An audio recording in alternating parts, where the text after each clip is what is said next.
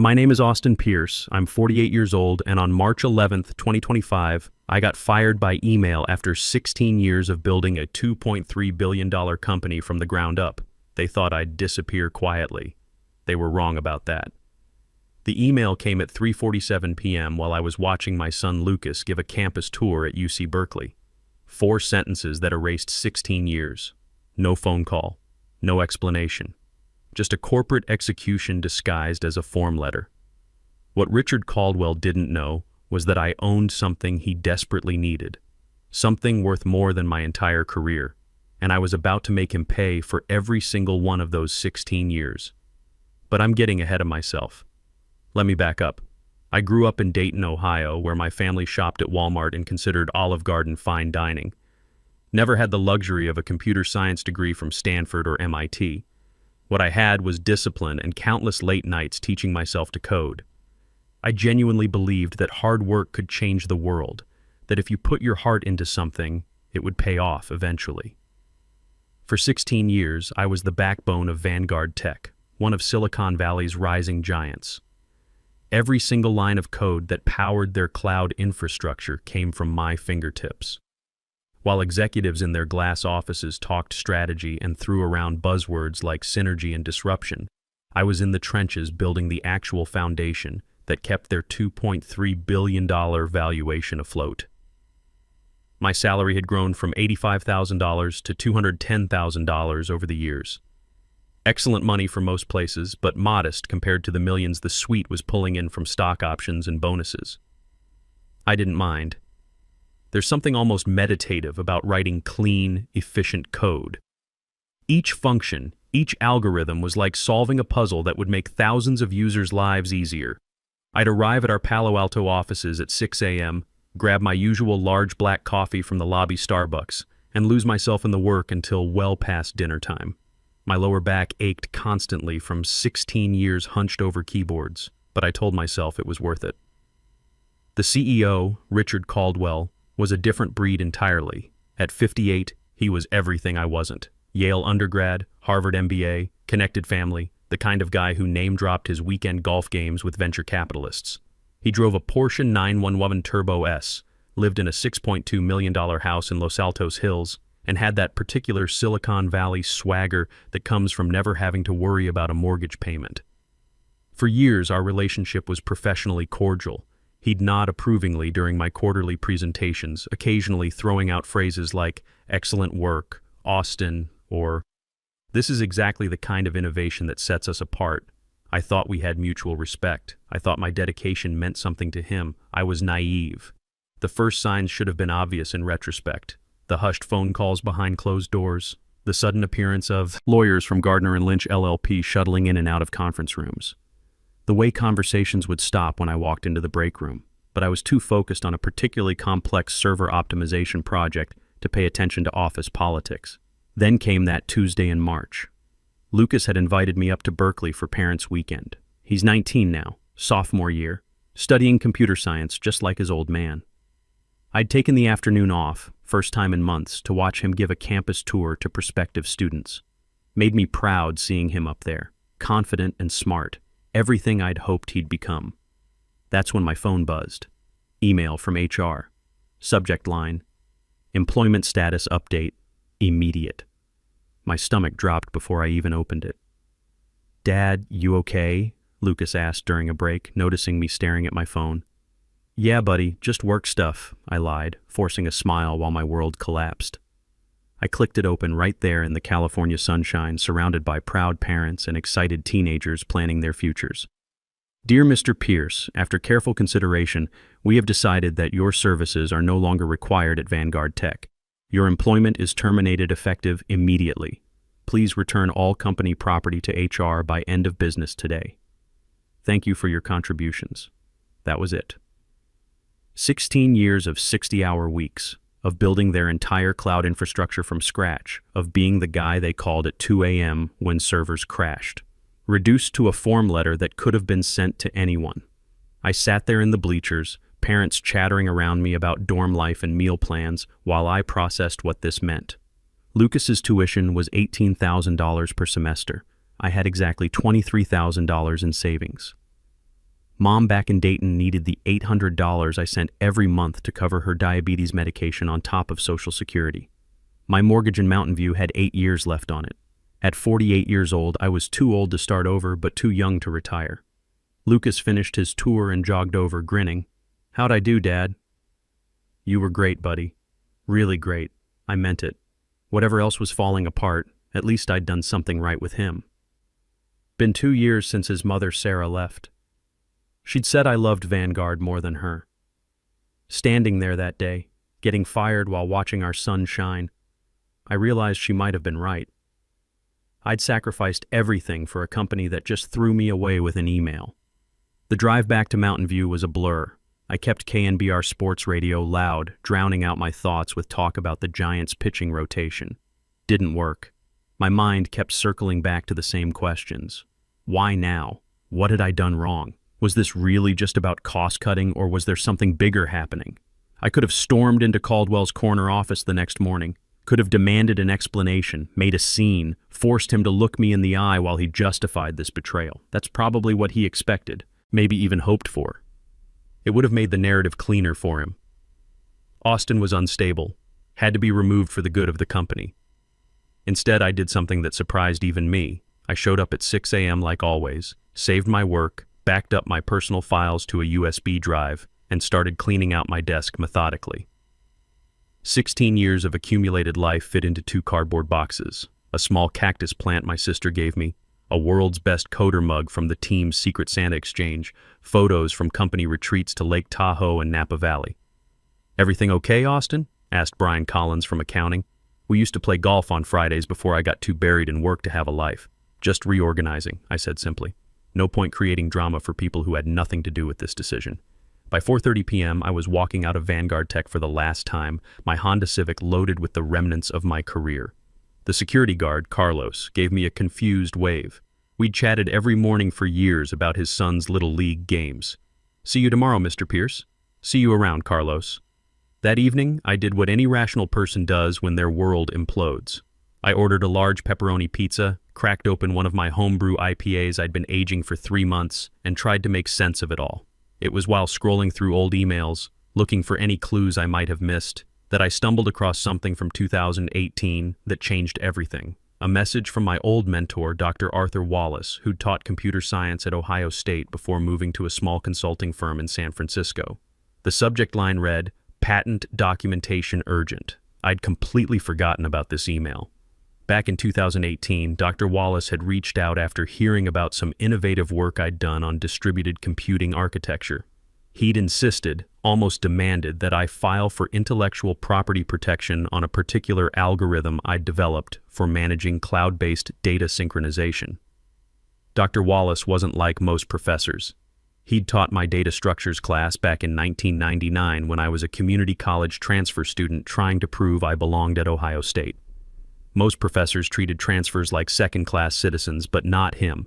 He saw potential where others saw a kid from Dayton without the right pedigree. Years later, he told me why he cared so much about protecting workers' innovations. He'd grown up in Appalachia, daughter of a coal miner who'd watched companies steal safety improvements from the men who invented them. "My father came up with a ventilation system that saved lives," he'd said. "The mine owners took it, never paid him a dime, and he died of black lung at 52. I won't let that happen to my students." That's why he'd been so insistent about the patent. "Austin," the 2018 email read, "what you've created here isn't just clever coding. It's a fundamental breakthrough in how distributed systems communicate. File the paperwork. Trust me on this, big companies have a way of forgetting where their best ideas actually came from." At the time, I'd thought he was being overly cautious. Vanguard Tech was my employer. Anything I created belonged to them, right? But Dr. Wallace wouldn't let it go. He'd even connected me with a patent attorney, Nathan Brooks, who specialized in software patents and had a small practice in downtown San Jose. Nathan was a former Navy JAG lawyer who'd left Gardner and Lynch after they'd asked him to screw over a small inventor on behalf of a corporate client. He'd told them no and walked out the same day. "It'll cost you about $18,000 a line," Nathan had explained during our phone consultation. "But if this algorithm is as revolutionary as your mentor believes, it's the best investment you'll ever make." $18,000 was nearly 5 months' salary back then, but something in Dr. Wallace's voice, That urgency born from watching his father die forgotten convinced me to move forward. I'd used my entire savings account and taken a personal loan from my credit union to cover the legal fees. The patent had been approved in mid-2019. System and method for autonomous data synchronization in distributed cloud environments. Patent number US 10,147,623. Filed under my name alone, Austin Michael Pierce, as the sole inventor. I'd buried it in a folder on my personal computer and honestly forgotten it existed. Vanguard Tech had continued using the algorithm. It was, in fact, the core technology that powered their entire cloud infrastructure. But in all the chaos of daily work, quarterly reviews, and constant feature development, the patent had become just another piece of paper. Until now. I pulled up the USPTO database and searched for my patent number. There it was, still active, still valid, with nearly 14 more years remaining on its 20-year term. The algorithm described in those legal documents wasn't just some minor optimization or clever workaround. It was the beating heart of Vanguard Tech's competitive advantage. Every major client, from Netflix to Airbnb to dozens of Fortune 500 companies, relied on this technology to keep their data synchronized across multiple servers. It processed over 2.1 billion transactions daily and was directly responsible for approximately 78% of Vanguard's revenue. And according to the United States Patent and Trademark Office, I owned it completely. My hands were shaking as I clicked through the patent documentation. All those years I'd been so focused on being a good employee, on proving my worth through hard work, that I'd never stopped to think about protecting myself. Dr. Wallace had done that for me. He'd seen what I couldn't see, what I'd been too naive to understand. I spent the next morning at a Pete's Coffee in downtown Mountain View, laptop open, diving deep into patent law and corporate licensing agreements. The more I read, the clearer the picture became. Vanguard Tech had been using my patented technology for nearly 6 years without a proper licensing agreement. They'd simply assumed that because I was an employee, they owned everything I created. They were wrong. The law was crystal clear. Unless there was a specific work-for-hire agreement that explicitly transferred patent rights, the inventor retained ownership. My employment contract from 2014, which I'd saved in my personal files, contained no such language. It was a standard tech worker agreement focused on non-disclosure and non-compete clauses, but it said nothing about patent assignment. Dr. Wallace had known exactly what he was doing. He'd protected me from my own loyalty. I called Nathan Brooks. His office was still in the same modest building on West Santa Clara Street, the kind of place where small-time inventors and entrepreneurs went to protect their big ideas on tight budgets. "Austin Pierce," he said, recognizing my voice immediately. "I was wondering when you'd call. I heard through the grapevine about your situation at Vanguard. In Silicon Valley, the legal community was smaller than most people realized. Word traveled fast, especially when it involved potential patent disputes worth hundreds of millions. Nathan, I need to understand my options here.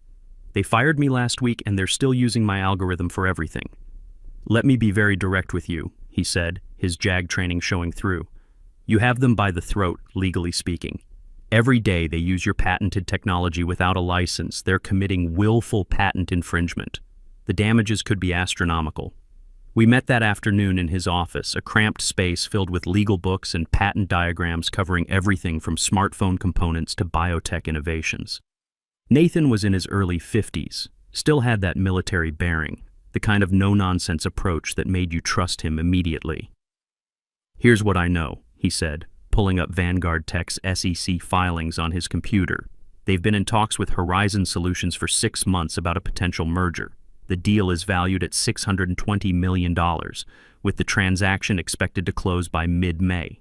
Horizon Solutions was another Silicon Valley giant specializing in enterprise software solutions.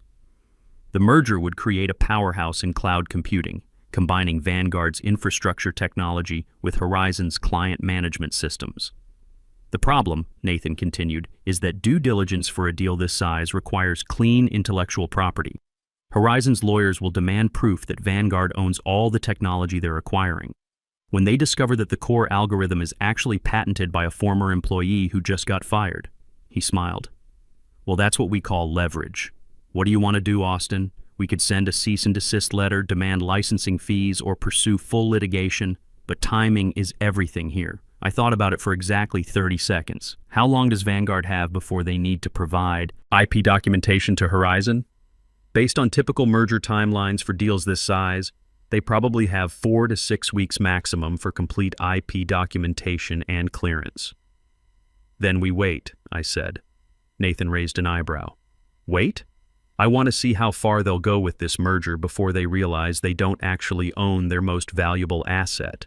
Let them get comfortable. Let them start counting the money. Nathan leaned back in his chair, that tactical military mind working. Never negotiate when they're desperate.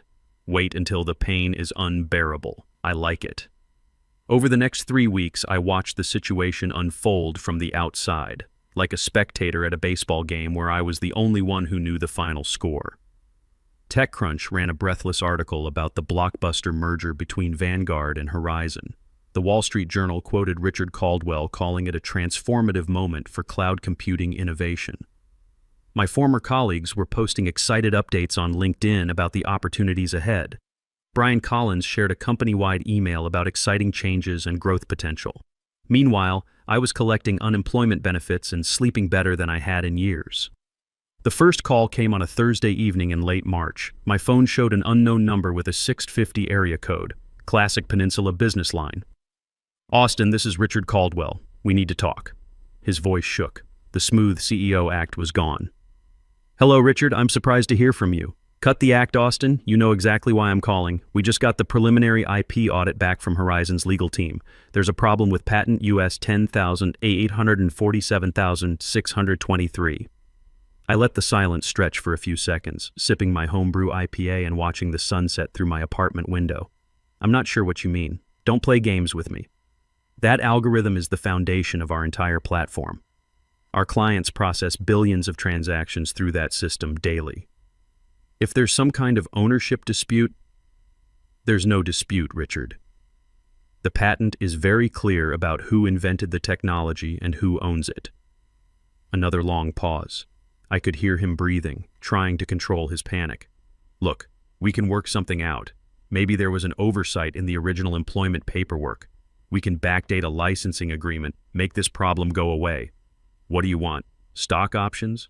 A consulting contract? We're reasonable people here. I'm sure you are. But I'm not interested in backdating anything. That would be fraud, wouldn't it? Dead silence. Thought he'd hung up. Austin, you need to understand what you're doing here. This merger affects hundreds of jobs, thousands of clients, millions of users. You can't just blow up a $620 million deal because you're upset about being laid off. I'm not blowing up anything, Richard. I'm just a guy with a patent who got fired by email after 16 years of loyal service. What happens next is entirely up to you. I hung up. The next morning brought a flurry of activity. My phone rang 8 times before 9 a.m. Calls from Vanguard's head of legal, their chief technology officer, and 3 different partners from Gardner and Lynch. I let them all go to voicemail and spent the morning at my local gym, working through an unusually satisfying cardio session. By the time I returned home, there were 17 missed calls and a stack of emails that would have impressed a presidential campaign. The subject lines ranged from professional, urgent patent licensing discussion to desperate please call time, sensitive matter. The most interesting message came from Horizon's general counsel, Patricia Hoffman. Mr. Pierce, this is Patricia Hoffman from Horizon Solutions. I believe we need to have a conversation about patent US 10,847,623 and its implications for our pending acquisition. I'm hoping we can find a mutually beneficial resolution. Please call me at your earliest convenience. Mutually beneficial. That was corporate speak for you have us over a barrel. Please don't squeeze too hard. Then, on Saturday morning, things got personal. I was making coffee when I looked out my apartment window and saw a Porsche 911 Turbo S in the parking lot. Richard Caldwell stood next to it, looking like a man who'd aged 5 years in 5 days. His usually perfect hair was disheveled, his expensive suit was wrinkled, and there were dark circles under his eyes that suggested he hadn't been sleeping well. What caught my attention was the Tesla Model X parked behind him. In the back seat, I could see 2 boys, maybe 12 years old, playing on Nintendo Switches. His twin sons. He'd brought his family to beg. I watched from my second-floor window for about 10 minutes, debating whether to go down. Finally, curiosity won out. "Austin, thank God," he said when I appeared. "We need to resolve this situation." "You brought your kids?" I asked, nodding toward the Tesla. He glanced back. "Their mother's shopping. I'm watching them. Look, that's not important. What's important is, you brought your 12-year-old sons to watch you beg the guy you fired by email. That's a choice." His face flushed. "Austin, please, name your price. Stock options, cash settlement, a position on our board of directors. Whatever you want, we'll make it work." I looked at those kids in the Tesla, completely oblivious, playing their games while their father's empire crumbled. Reminded me of Lucas at that age. Before the divorce. Before I'd sacrificed everything for a company that threw me away. "What I wanted was to not be fired by email after 16 years of building your company," I said. "But that ship sailed. Look, I made a mistake. The layoffs were handled poorly. I should have called you personally, should have offered you a severance package, should have shown more respect for your contributions. But we can fix this." "Fix this?" I kept my voice level. "You want to fix 16 years of taking me for granted?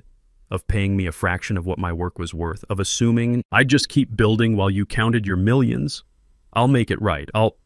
Richard, here's what's going to happen. I'm going to license my patent to whoever wants to use it. Fair market rates, standard terms, no exclusivity agreements. If Vanguard wants to continue using my technology, you can pay for it just like everyone else. But the merger is your problem, not mine.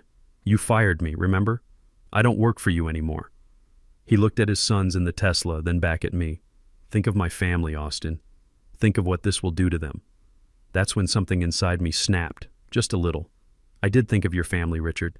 For 16 years. I thought about them every time I worked weekends while you played golf. Every time I skipped my own son's baseball games to fix your servers. Every time I missed dinner with my wife until she finally left. I sacrificed my family for your success. And you fired me with an email. His jaw clenched. "So this is revenge?" "No. This is business. You taught me that. Employees are expendable, right? Well, turns out patents aren't. Have a good weekend, Richard. Enjoy the time with your sons." I walked back to my apartment and didn't look down again until I heard the Porsche drive away. Nathan called an hour later. "Austin, I'm getting calls from 6 different law firms. What do you want me to tell them?" "Tell them we're not interested in negotiating until after the merger deadline passes." He laughed. "You're playing hardball." "I love it, but you know this could drag out, could get ugly. It's already ugly, Nathan. Might as well make it count." The following Monday brought the news I'd been expecting. TechCrunch ran the headline, "Vanguard Horizon merger collapses amid patent dispute." The article was light on details, citing only unresolved intellectual property issues and failure to meet closing conditions. The Wall Street Journal was more direct. 620 Belmerjun deal dies as cloud giant discovers it doesn't own key technology. Richard Caldwell's quote in the Journal was a masterpiece of corporate doublespeak. While we're disappointed that certain technical issues couldn't be resolved within the merger timeline, Vanguard remains committed to our innovative cloud solutions and our valued clients. What he didn't mention was that Vanguard's stock price had dropped 38% in after-hours trading, wiping out nearly $874 million in shareholder value. The company that had fired me for being unnecessary was now facing potential bankruptcy if they couldn't secure a license to use their own core technology. Nathan called me that evening. "Austin, my phone hasn't stopped ringing since the Journal article dropped. Half the corporate law firms in Silicon Valley want to represent Vanguard in settlement negotiations with you. The other half want to represent you in litigation against Vanguard. What's your read on the situation?" Horizon is sophisticated. They knew exactly what they were looking for in the IP audit. When they found your patent, their deal team called an emergency meeting. The merger can't proceed without clear title to that algorithm. Vanguard is in serious trouble. Within 2 weeks, I had 4 competing offers from major cloud providers who wanted to license my patent. Amazon Web Services came in with the most attractive deal, $35 million up front, plus 15% royalties on all implementations. Not bad for a kid from Dayton who used to think Olive Garden was fancy dining. Vanguard Tech eventually paid $68 million for a non-exclusive license, plus back pay for 6 years of unauthorized use. Their lawyers tried every trick in the book to reduce the payment, but Nathan was relentless. Every email they sent, every delay tactic, he countered with precision. "This is what I trained for in the JAG Corps," he told me during one particularly tense negotiation. "Rich people think they can outlast working people in court. Sometimes they need to be reminded they can't." Richard Caldwell was quietly removed as CEO 4 weeks after the merger collapsed. The board called it a strategic leadership transition. The tech blogs called it what it was, a firing. He'd done to himself what he'd done to me, except his came with more zeros and a lot less sympathy. I used part of my settlement to start a consulting firm focused on helping individual inventors protect their intellectual property. Dr. Wallace came out of retirement to serve as my partner.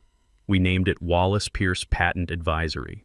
Our first client was a brilliant young programmer from Detroit who developed a revolutionary approach to artificial intelligence training algorithms. She reminded me of myself at 30, talented and naive, working for a company that was already planning how to take credit for her work. "Make sure you file the paperwork," I told her during our initial consultation. "Trust me on this. Big companies have a way of forgetting where their best ideas actually came from."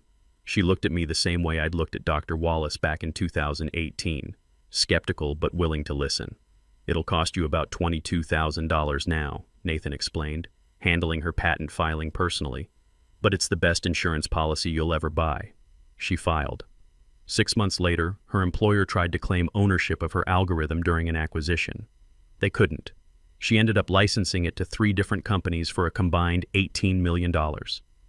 Dr. Wallace smiled when he heard the news. "That's 2 we've saved. How many more can we get to before I'm too old to remember what a patent is?" "As many as possible," I said. 3 years later, Vanguard Tech was a shell of its former self. The failed merger, the stock crash, the loss of major clients when they discovered the company didn't actually own its core technology. Caldwell's empire collapsed slowly, then all at once. I didn't buy the company, didn't need to.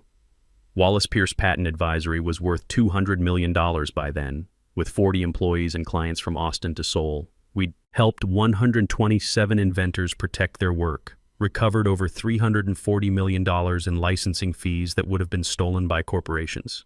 But I did hire 15 people from my old Vanguard team. Brian Collins was the first call I made. "Brian, you still looking for work?" "Austin? Yeah, Vanguard laid me off 6 months ago. Been sending out resumes. Stop.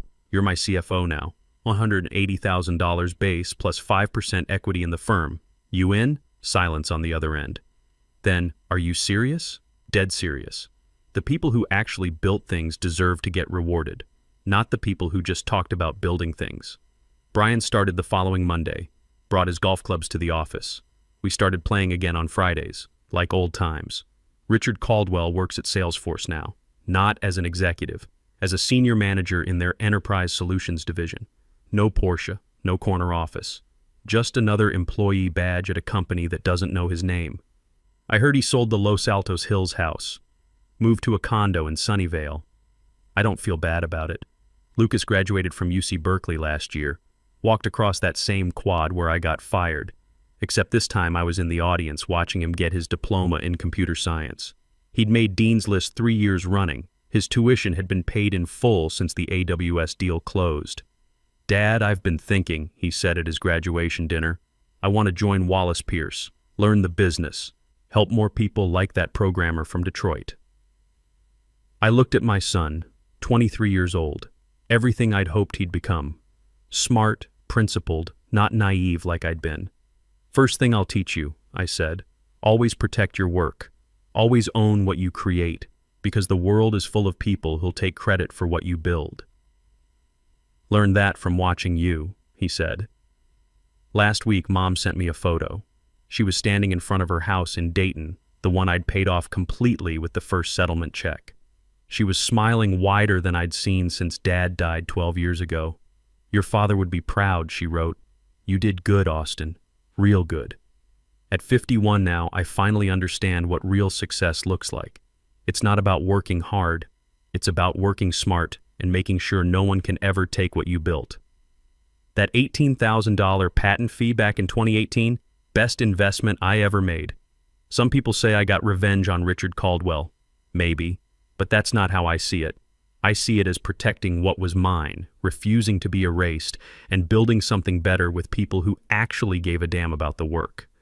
The irony isn't lost on me that I learned more about business strategy from being betrayed than I did from 16 years of loyal employment.